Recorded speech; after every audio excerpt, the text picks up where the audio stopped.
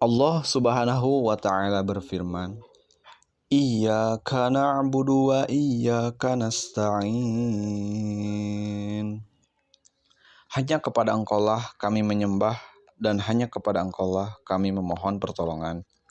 Al-Fatihah ayat 5. Cara mendatangkan pertolongan Allah. Di penjelasan Quran Surat Al-Baqarah ayat 1 dan 3 sebelumnya, kita sudah tahu bahwa Allah itu yang Maha Pengasih dan Maha Penyayang. Segala bentuk kasih sayang yang telah kita terima selama ini tidak bisa dilepaskan bahwa itu bisa kita rasakan karena adanya Allah. Di ayat ini disebutkan, hanya kepada Engkaulah kami menyembah dan hanya kepada Engkaulah kami memohon pertolongan. Mengapa harus kepadanya lah kita menyembah dan memohon pertolongan? Menyembah bisa berarti mengabdikan diri. Mungkin dalam diri kita pernah atau setiap saat kita membutuhkan yang namanya pertolongan. Tapi kepada siapakah kita harus meminta tolong? Terkadang kita bingung. Jawaban yang paling masuk akal adalah kita meminta pertolongan kepada seseorang yang dimana kita mengabdikan diri padanya. Juga dia menyayangi dan mengasihi kita.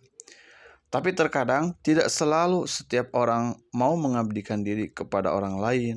Mengapa? Karena tidak adanya kasih dan sayang dari orang lain tersebut. Mungkin ada yang bisa memberikan kasih dan sayangnya, tapi tetap tidak selalu setiap orang yang mengasihi dan menyayangi kita itu bisa menolong kita. Mengapa? Itu adalah karena keterbatasan yang orang lain miliki. Jadi harus kepada siapakah kita mengabdikan diri ini? Kita mengabdikan diri tentunya harus pada sesuatu yang bisa selalu menyayangi dan mengasihi kita. Adakah orang yang bisa seperti itu? Jawabannya tidak ada selain hanya Allah lah yang bisa selalu mengasihi dan menyayangi kita.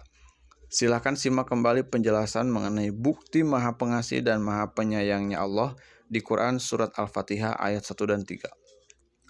Artinya karena Maha Pengasih dan Maha Penyayangnya Allah itu sudah terbukti, maka hanya kepada Allah lah diri ini dan semua orang seharusnya menyembah atau mengabdikan diri. Oleh karena itu seharusnya hanya kepada Allah sajalah diri ini dan semua orang juga meminta pertolongan. Sekarang bagaimana caranya kita meminta pertolongan kepada Allah? Jawabannya bisa dengan cara bersabar dan berdoa, tentunya dengan cara yang benar. Mengapa harus dengan cara bersabar? Karena pertolongan itu akan datang tanpa kita duga sebelumnya jika kita bisa bersabar. Ada sebagian orang yang mengatakan bahwa sabar itu ada batasnya. Kalau saya lebih setuju bahwa sabar itu tidak ada batasnya. Kalau sabar ada batasnya, itu bukan sabar, tapi tidak sabar. Sebagai seorang manusia biasa, mungkin kita bisa bersabar untuk sementara waktu, dan kesabaran itu habis.